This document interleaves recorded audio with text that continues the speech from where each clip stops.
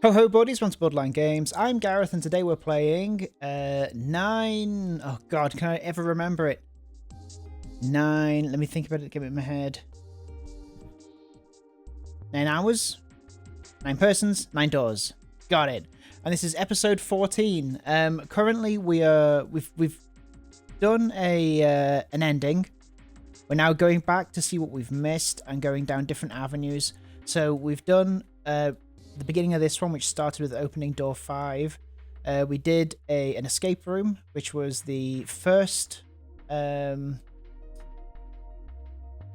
it called, first class, isn't it? First class cabin, and then we've come into the casino. So now we're going to see if we can get stuff solved in this casino. So there's a... Oh, okay. Well, what else would you expect in a casino? 5 of clubs. Spades, of course. 5 of spades. Cool, what else we got? There's nothing on the table anymore. Okay.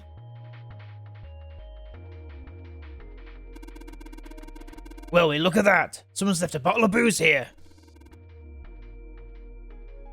Don't mind if I do. Glug. Glug. Glug. Ah! Oh, that hits the spot. Feels like my throat's burning. Damn, we really drank it. We don't even know how long it's been there. Okay. So what else we got here? Hey, Jumpy. I just found this on the shelf. Huh? A playing card. 4 of spades. Cool. And here as well. There's something on the counter. Looks like a card, a playing card. 7 of spades, okay. Counter's pretty well polished. Nothing else here, okay. Doesn't look like there's anything else back here, okay. And what about that? Can I click on that? No. Square poker table. There's nothing on it. Oh, okay. Oh, okay. When those 2 lights turned on, I heard something from the bottom of the fireplace. What was that? I heard something down there. That was totally... So, clubs, diamonds, hearts. Didn't think I'd find a card here. 6 of spades. Coin bag. Interesting. Okay. A sheet of canvas hung over the fireplace. Weird looking thing floating in there. Okay, cool. Well, we figured that out, I guess. Okay. Hey, Junpei. Really think you got all the cards we need for this one? Hell, guess there's no harm in trying it anyway. The playing cards and the slots are exactly the same size. Here's the card slot. Looks like we need to put a playing card in here. Alright, let's give it a shot.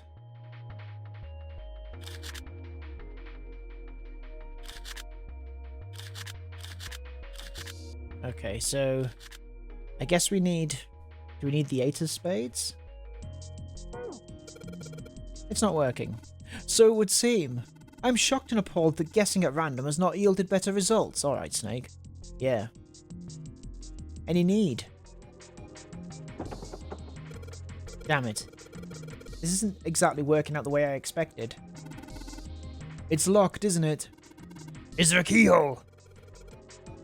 If there is, I can't find it. Well, there must be some way to unlock it. Let's look around a little more, shall we? Okay.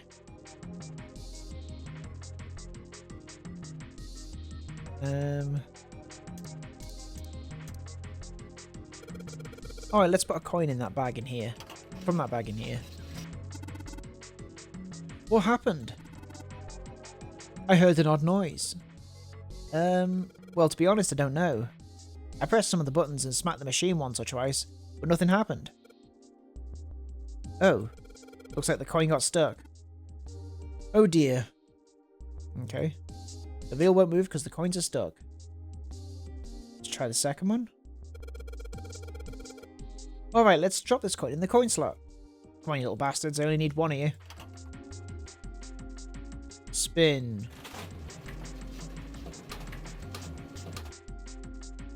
Okay.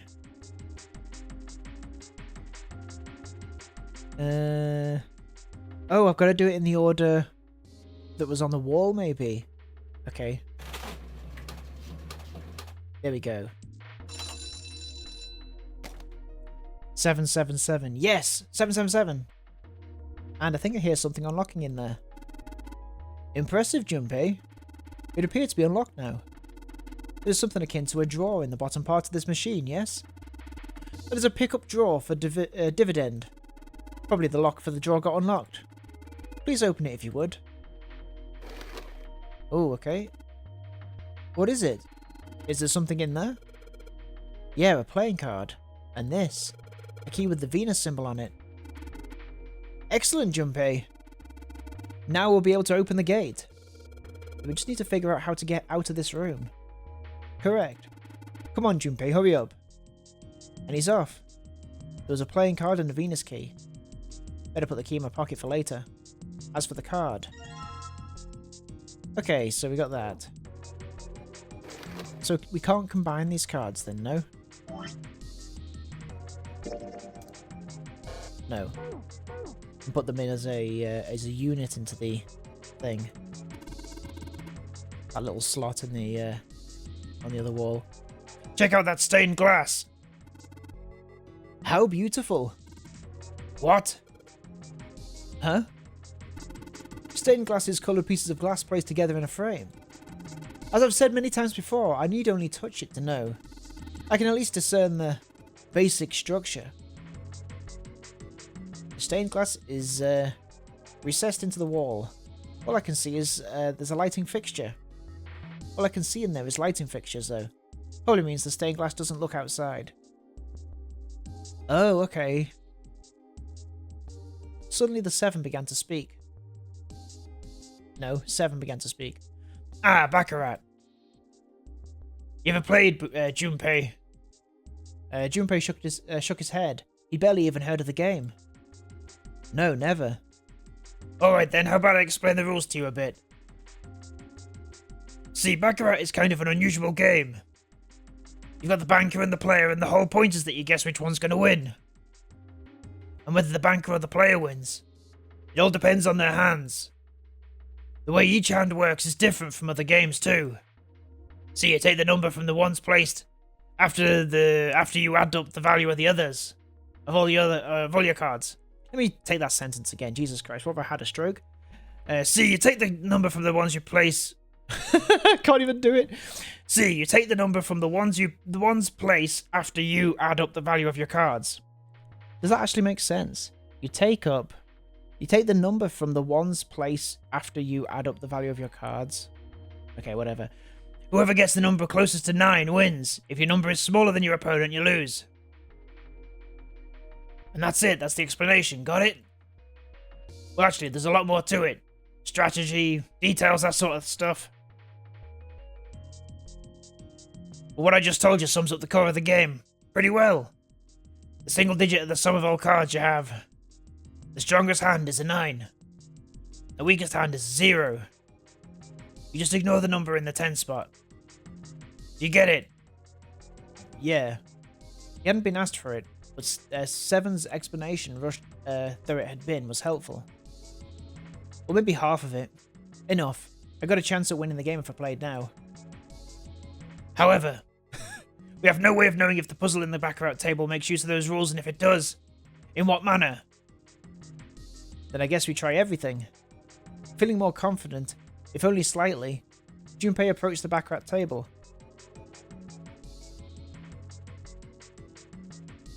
Okay. Hey, 7, are we really supposed to play Baccarat? It's Baccarat table, what the hell else would we do? Stop worrying about it. It's real simple. What's the opponent's hand? Well, there's an 8 in that glass case. Alright. That's your opponent's number. If that's the case, what 3 cards do we need to get that number? 3 cards? There are a couple of indentations with white lines around them, right? Those mean we've got to put down 3 cards. Well, I know that much, 7. So, Place 3 cards and defeat the opponent's 8. So does that mean I need to get a 9? That's what I've got to do, I guess. yeah, I think so. Something tells me those aren't the only rules. Alright, let's give this a shot. Before I start, I better make sure I've got the rules straight. There are 3 empty indentations. I just got to pick a card and play it. I figure if I put them in the right spots, something ought to happen. Alright, let's give this a try. Do I need a 3 here?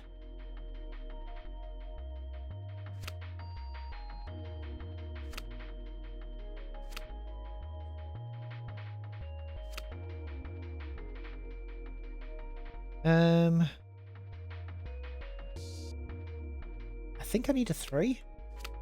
Alright, let's see if I can find some more cards, maybe. Oh, there's one. There's something on the table. There we go.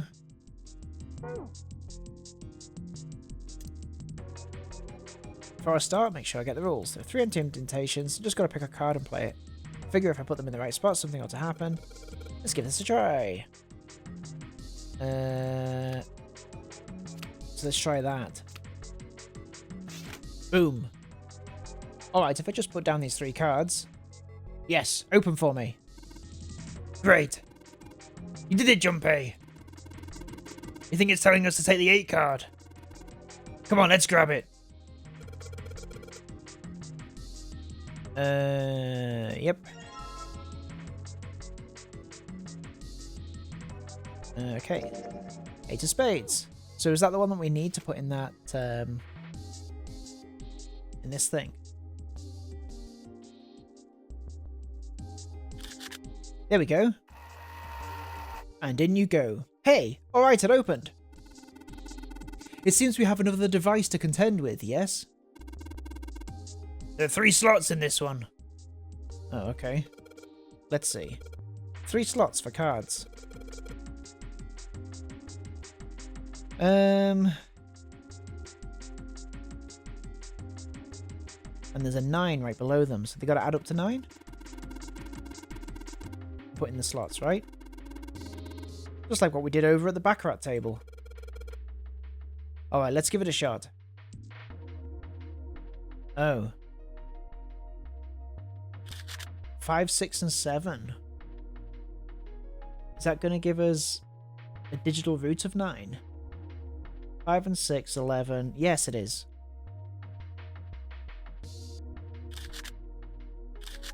Alright.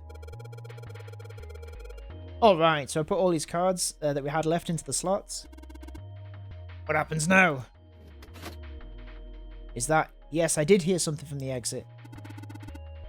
Excellent work, Junpei. Wonderful. It seems the exit is unlocked. Let's go. Gamers.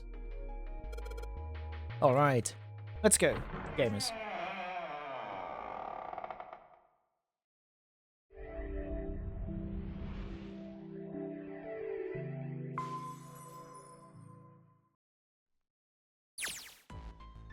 Junpei and his companions ran out of the casino and into a large open room. A room, in fact, that they'd been in once before. There was little to surprise them there. They already knew that what their next stop had to be. This way. The iron gate still stood in place, locked tight, blocking the stairway, and right in the center of it, the keyhole with the Venus symbol. The Venus key should work here. Wasting no time, he pulled it out and shoved it into the keyhole. He turned it.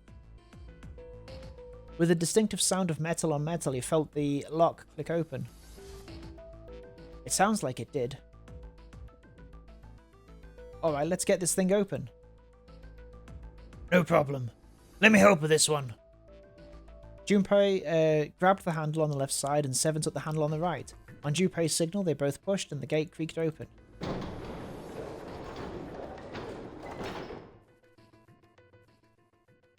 It sounds as though you've opened it. We should be able to reach C deck now, I imagine. Snake, are you going to be alright? I mean, the stairs. Please, do not do yourself the embarrassment of underestimating me. I'd be unlikely to trip even if I were running backwards. Good to hear. Let's move. At Seven's words, they leapt onto the stairs and jogged quickly down them. In no time at all, they found themselves on sea deck.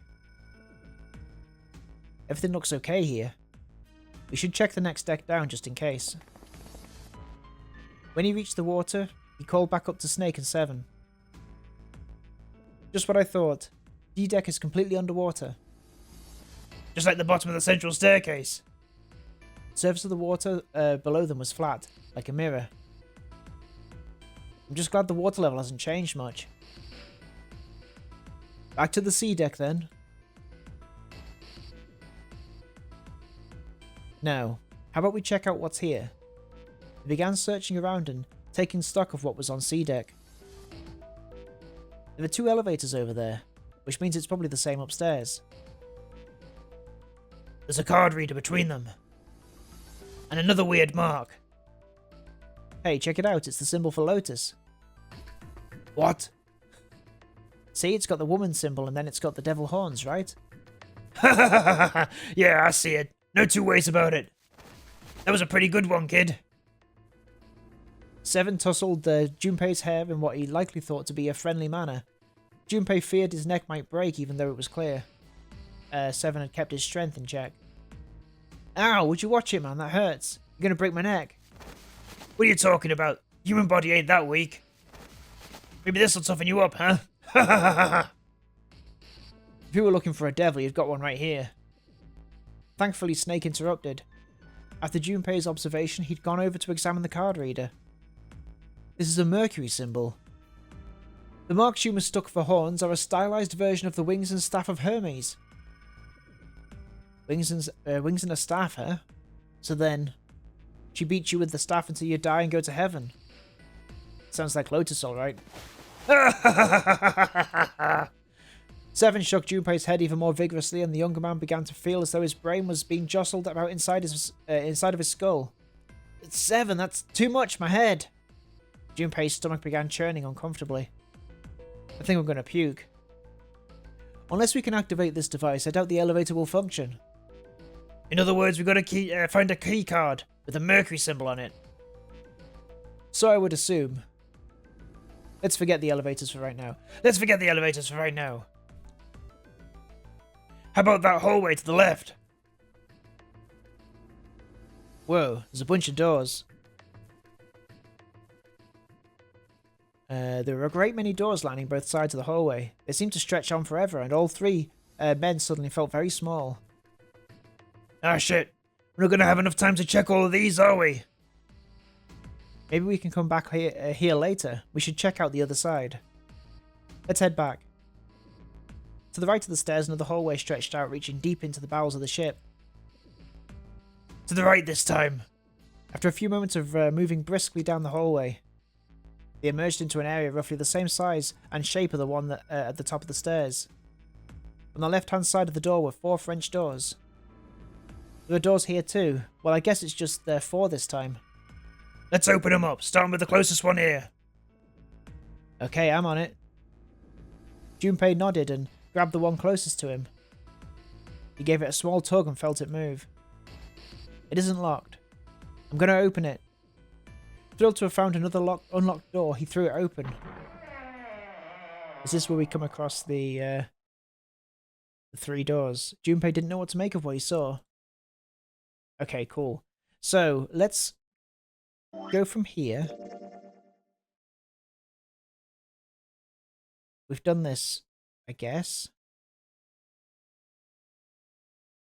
Am I going to have to get to this point, or is this okay? Let's go here.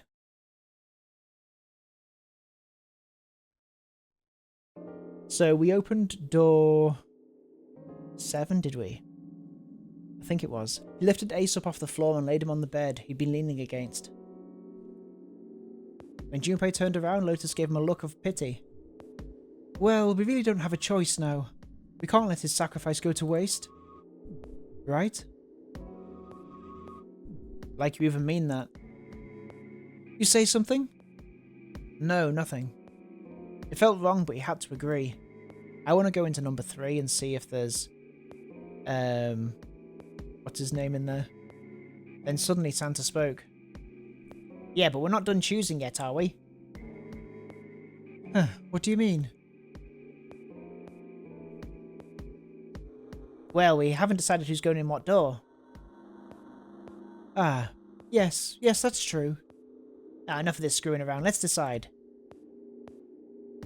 You first, Lotus. Which door do you want? I want door number 8.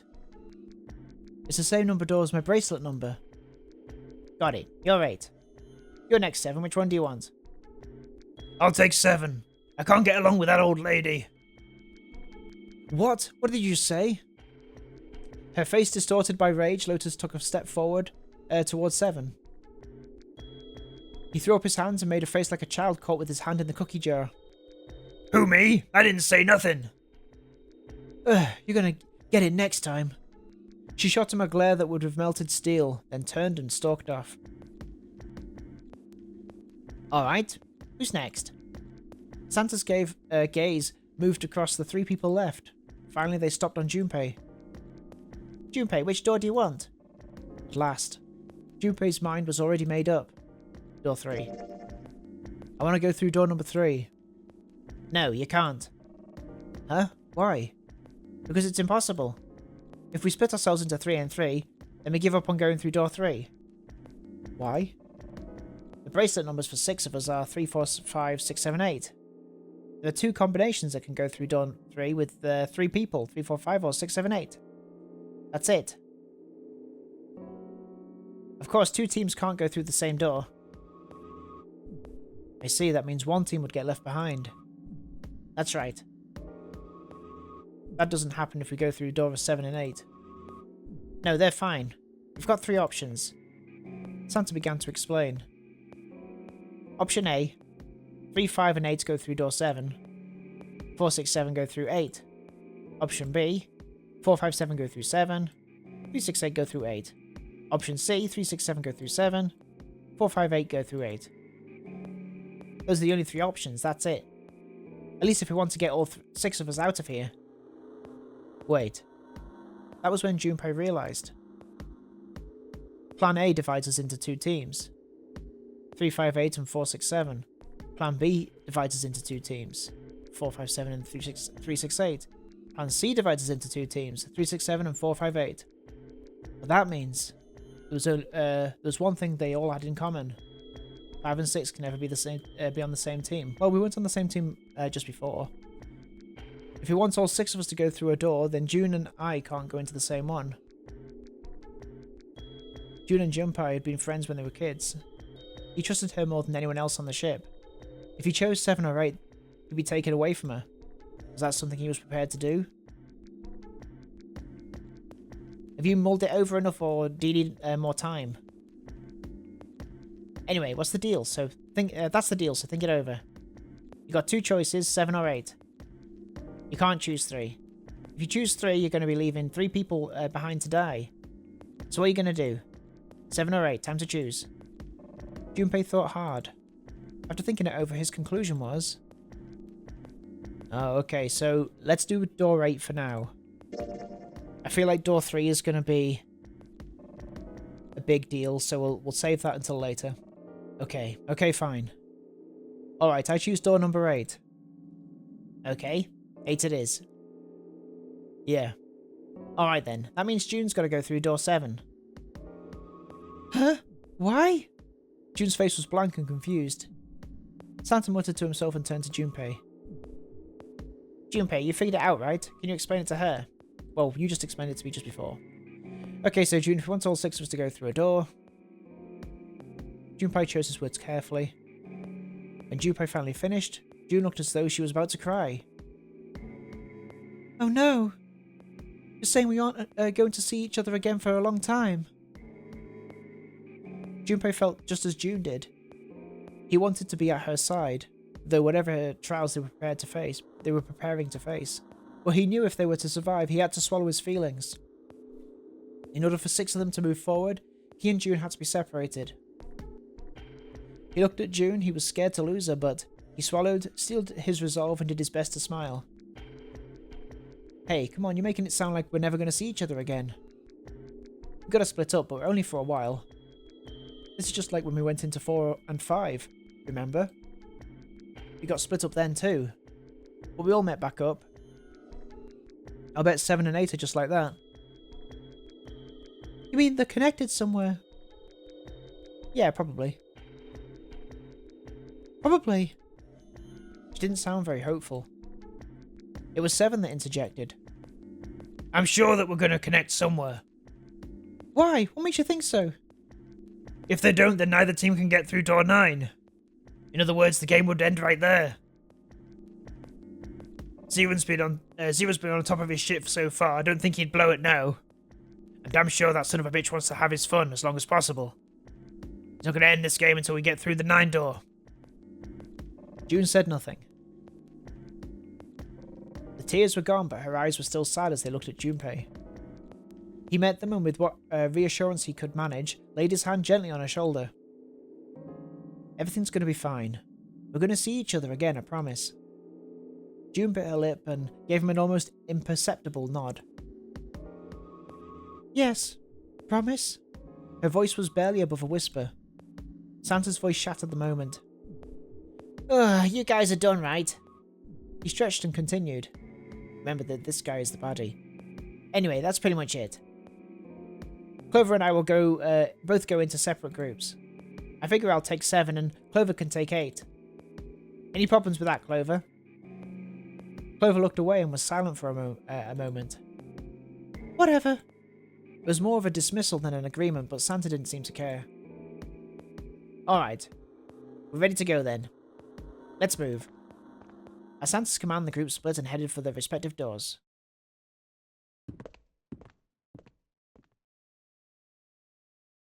Santa, 7 and June walked toward door 7. White Clover, Lotus and Junpei headed to door 8. For a long moment, they stood in front of the door. Then Lotus laid her hand against her chest and turned to Junpei and Clover. Are you ready? Yeah. Okay. Then shall we go? Ba-dup, ba-dup, ba-dup.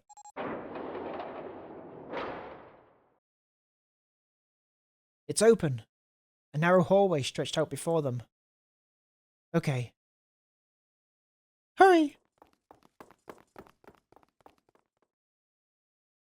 Lotus and Clover leapt through the door. The moment they did, their bracelets beeped. The detonators in the bracelets had been activated. Junpei stepped forward to follow them. But as he was about to step over the threshold, he stopped. He looked to his left, toward door 7. June stood there, a mirror image of Junpei. She turned and looked toward him. Their eyes met. June. Junpei! They nodded. Their farewell took almost 1.5 seconds. What the hell are you doing? Then someone took hold of Junpei's arms and hauled him bodily through the door. He heard the sound of the numbered door slam shut behind him. His bracelet gave a cold, electronic beep. 81 seconds left. Hurry! Lotus snapped at him and ran to the dead. Ugh! Junpei and Clover followed her as fast as they could.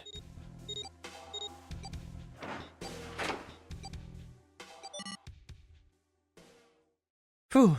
It stopped. With a shaking hand, she wiped a few beads of sweat from her forehead. Clover, however, was calm. Aloof, perhaps. Pointless! She muttered to herself without emotion, and began to walk down the hallway, leaving behind a confused Junpei and Lotus. Lotus watched the girls receding back with a mix of frustration and curiosity. What an unpleasant girl. I bet she's not very popular with the boys. Her sarcasm seemed a little more biting than was perhaps necessary, but she sighed and started after the younger girl. Maybe pairing these two together was a mistake. Too late now, I better catch up to them. After taking a moment to catch his breath, Junpei followed.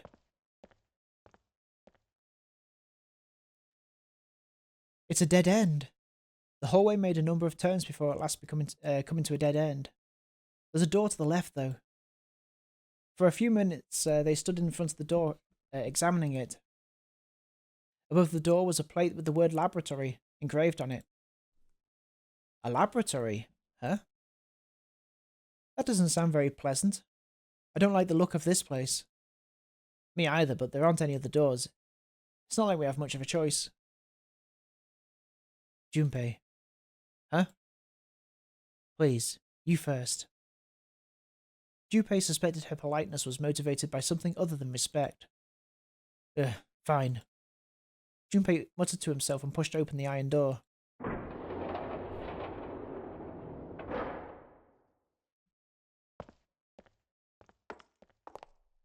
His first steps inside were tentative and careful, but as he examined the room it became clear that there was no imminent danger. Lotus followed him in, and Clover brought up the rear. The room they found themselves in was divided into two separate areas by a curved wall. A thick glass window built into that wall made it possible to see into the other side of the division. You know, I think the window looks like, looks into another room. Maybe it's for monitoring something. Junpei walked to the window and looked through.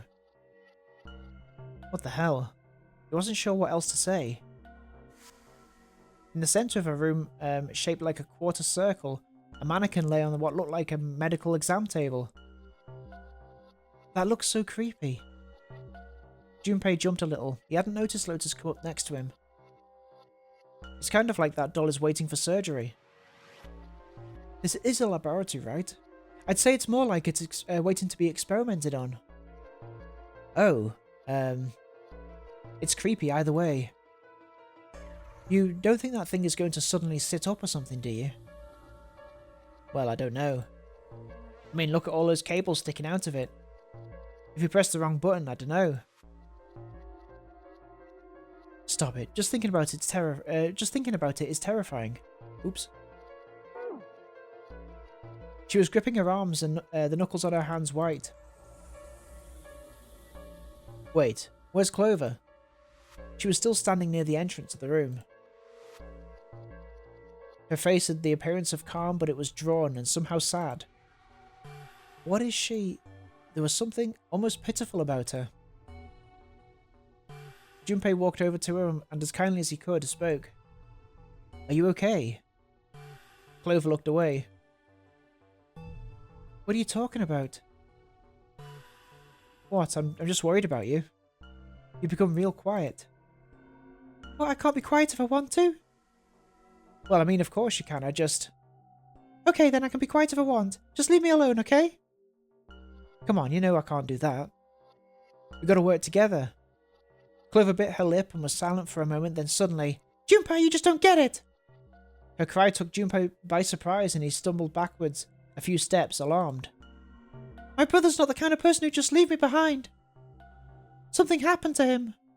Something bad.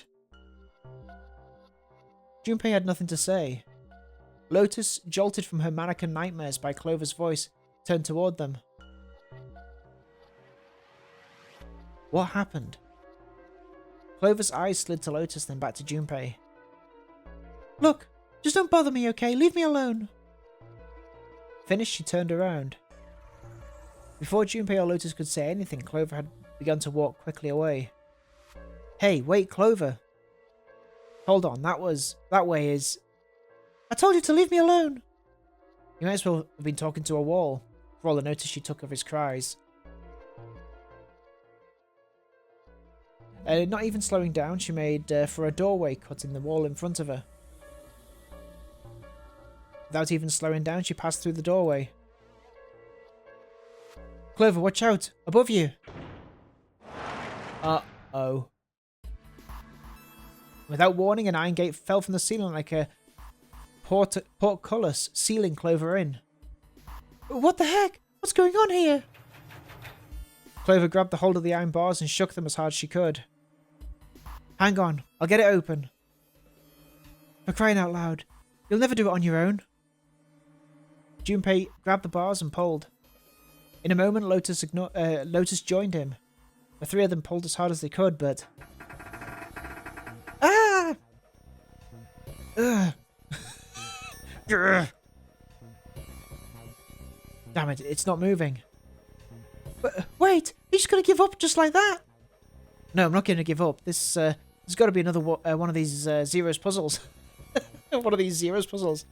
If it is, then there's got to be a way to open it. Junpei nodded. Just what I was thinking. Now all we got to do is find it. Lotus and I can look around out here. Clover, you're going to have to see if you can find anything in there. Oh, yes, I'm on it.